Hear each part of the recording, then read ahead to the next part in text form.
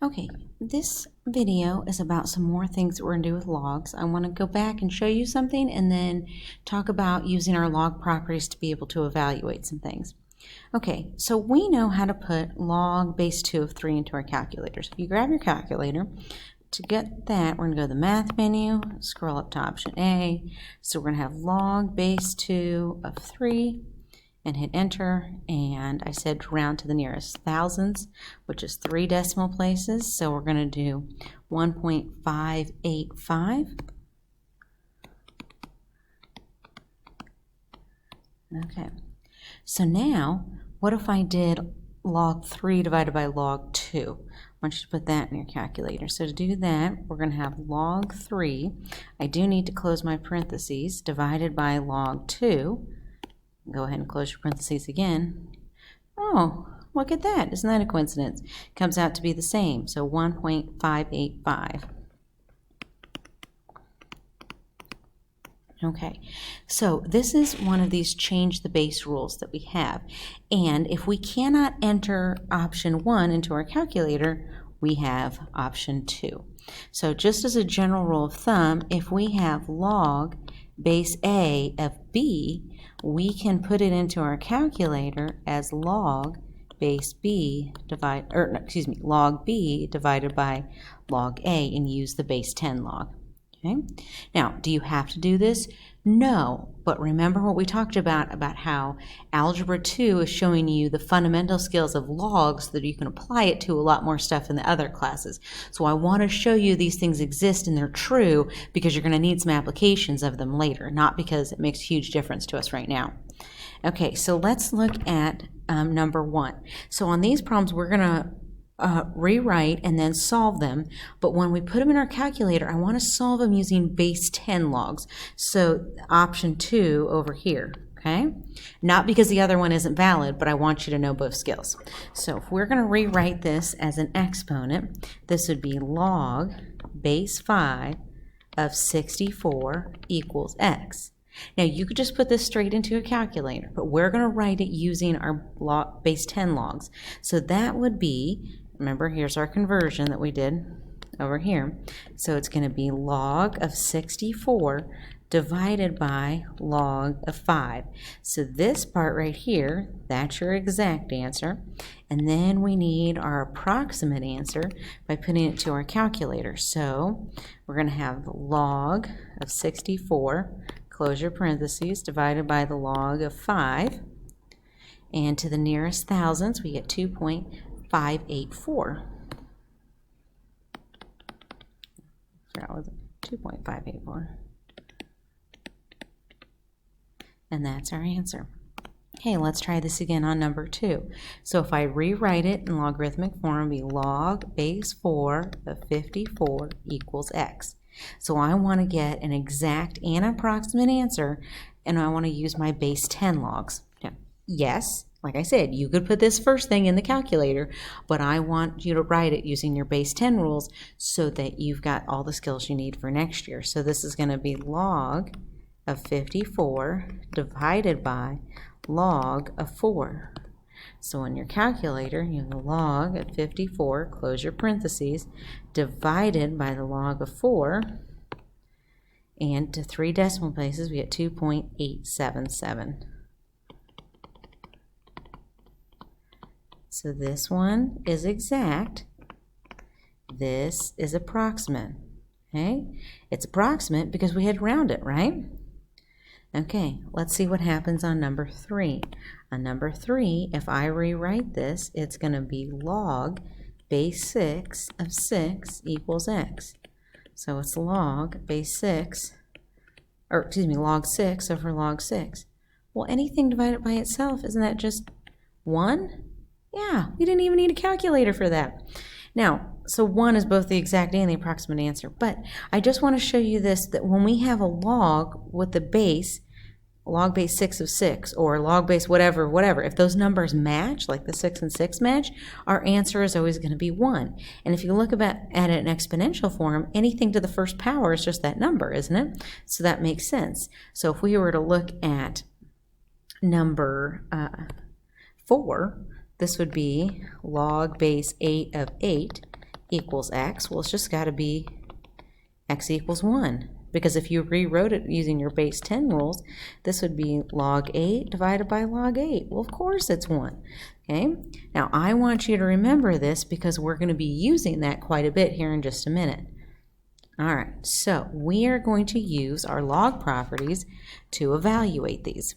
Okay, so we need to think about our log properties. Well, if it's minus, we can rewrite it with division. So this would be log base 8 of 128 divided by 16. Okay, well, we know if we can simplify anything, we can. So what is that? 128 divided by 16. I typed something very strange in my calculator. Okay. 128 divided by 16 is 8. Oh, look at that. What's log base 8 of 8? 1. That's our answer. All right, let's try this again on number 2. This time it's still minus, so we're going to divide. So this is going to be log base 6 of 240 divided by 40.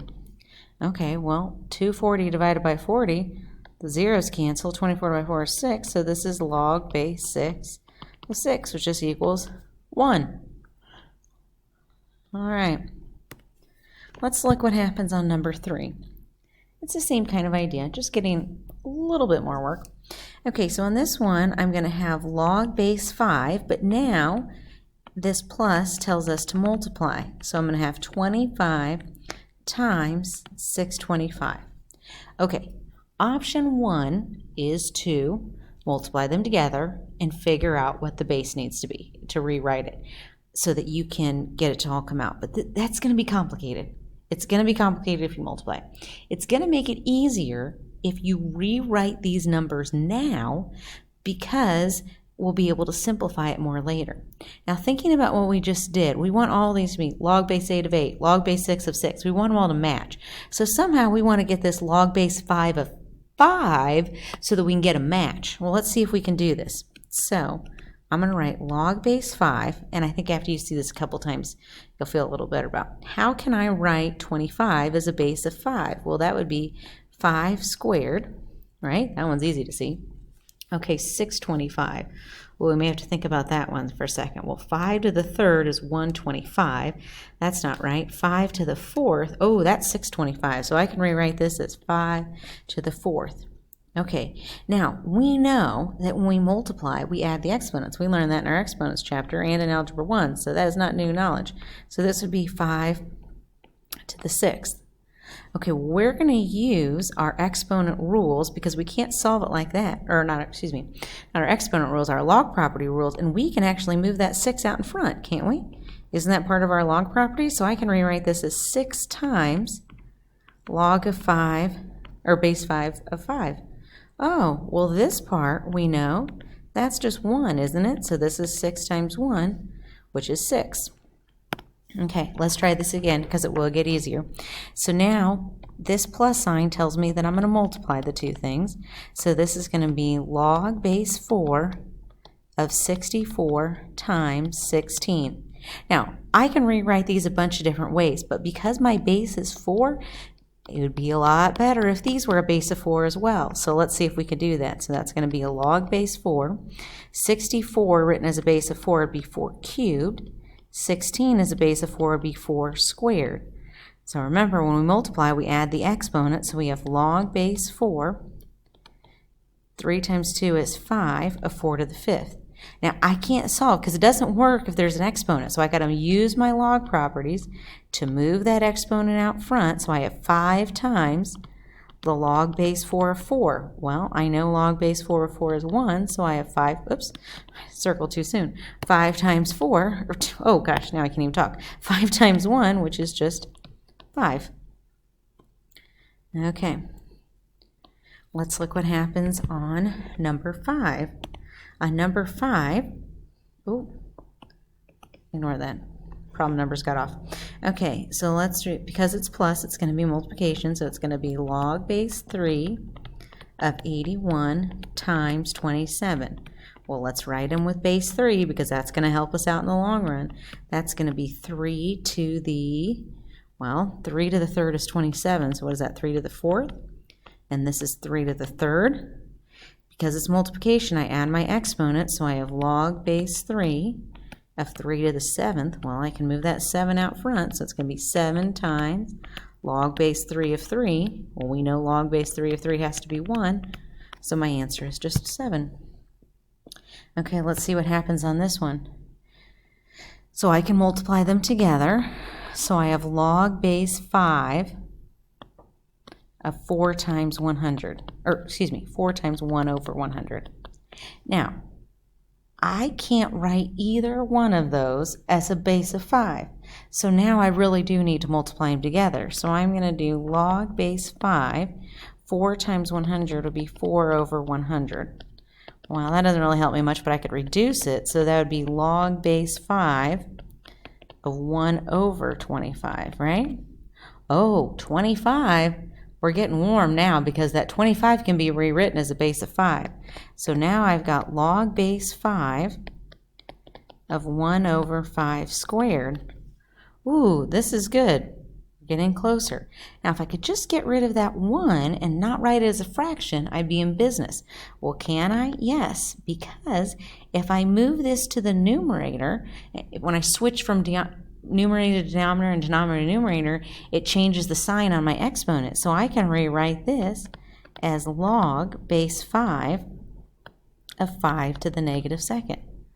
Okay, move the exponent in front, so I have negative 2 times log base 5 of 5, which we know is just 1, so my answer is negative 2. All right, let's try this again.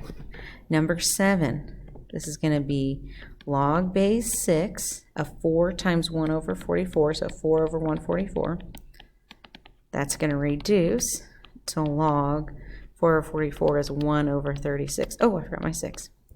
Okay, now the reason I multiply these together is I couldn't write 4 or 144 as a base of 6, so I had to get a new plan. So I multiplied them together, and then I reduced, so I get 1 over 36. So now I can rewrite this as log base 6 as 1 over 6 squared. Okay, well, I can't use it as a fraction, but if I rewrite it like this, log base 6 of 6 to the negative second, now we're in business. Move that exponent, so I have negative 2 times log base, whoops, got ahead of myself, log base 6 of 6. We know this part is just 1, so it's negative 2 times 1, which is negative 2. Okay, one more. So we have log base 3 of 3 over 81, because we're going to multiply them together. Now, if you're not sure what I'm doing, think about this. I have 3 times 1 over 81. This is over 1. When you multiply fractions, you multiply straight across the top, straight across the bottom. That's what I'm doing. That's how I'm combining them. Okay, so this would be log base 3 of 1 over 27. Okay, well, I can't do 81. I could do, but this is going to get tricky. Okay, so let's do this. 27 would be 3 to the third, so I have log base 3 of 1 over 3 to the third. Okay. Now, if you did this up here, well, I'll show you something in a second. So then I can rewrite this as log base 3 of 3 to the negative third. Move that negative 3 out, so I have negative 3 times log base 3 of 3, which is just negative 3. Now, just for the sake of example, real quick, and then I'll end the video. If you rewrote this up here, you could write this of log base 3 of 3 over 1 and 3 over 4. So that'd be log base 3. Well, when we divide, we subtract the exponents, right? So it'd be 1 over 3 to the third, which is what we got here. So you can simplify it there or at the end, either way. Okay, that's it on the notes.